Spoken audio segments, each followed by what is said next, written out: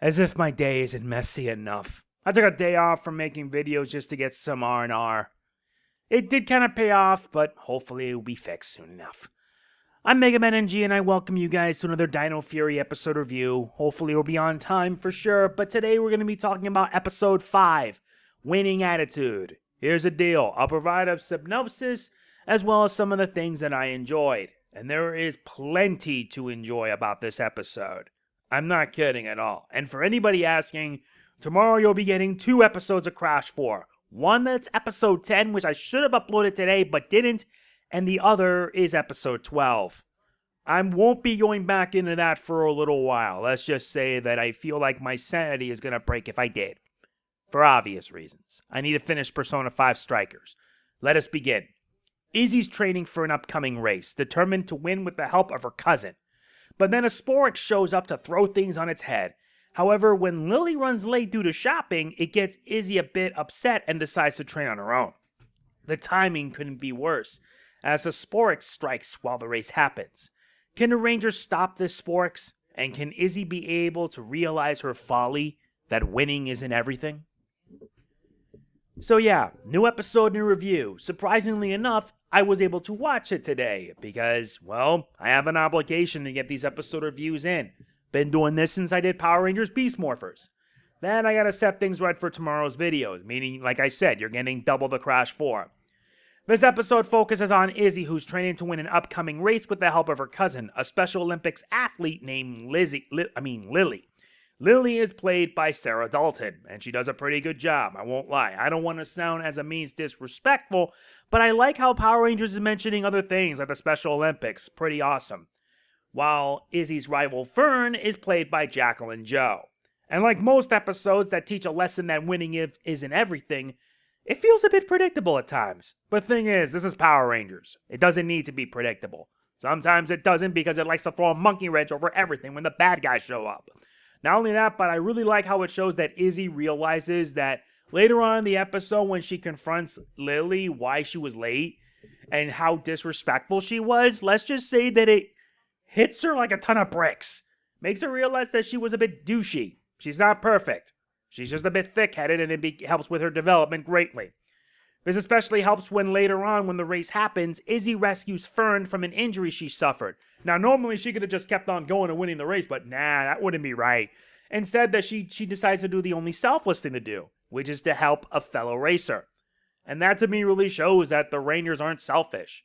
They have to be helpful towards other people. And that to me makes it really worth it. It also makes it really worth more enjoying the characters. I'm not going to lie. It's just that good. I won't lie to you. Not only that, but the episode we get plenty of debuts. Like I said, there are debuts here. For example, the Green Ranger Zord, the Tiger Claw Zord. Now, honestly, I would have preferred calling it the Saber-Tooth Tiger Zord, but the name is good enough. That it would be too long, so Tiger Claw Zord kind of works.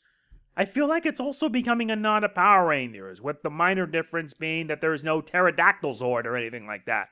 If there was, that would have been even more ironic.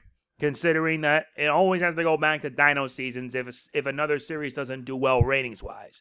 It's been like that with Toei for many years. You had Zoo Ranger, then you had Aba Ranger, which I really like, by the way. Then you have Kyoryuger, and then you had Ryu Soldier, and the only reason why that came about was because Lupat did not do well merchandising-wise, and they needed to recoup their losses because, well, people were freaking out that, well, they were going to shut down Super Sentai altogether. Which I find to be full of crap. I'm not kidding. And yeah, this is the only time you see me be a bit vulgar here because I'll be damned if I have to be civil for the sake of it.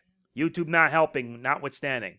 Anyway, not to mention, in addition to this, the Dino Fury Megazord gets a new formation via the Tiger Claw, which they kind of call a Claw Formation. It works. Not to mention, it also shows off how versatile the Megazord is. And with the Claw Formation, it makes it really fast. It just thrusts in and delivers a finishing strike to take down the Sporix. That is awesome. Though the Rangers do get their new Zord, the bad guys got away with the Sporix, so that's a bummer. At least the episode's ending is a good one, because it not only serves as a lesson for Izzy, not to mention character development, but Lizzie was able to forgive her for her actions. I find that to be pretty heartwarming, especially when Lily hands Izzy her medal that she won in the Special Olympics. So, honestly, all was pretty solid.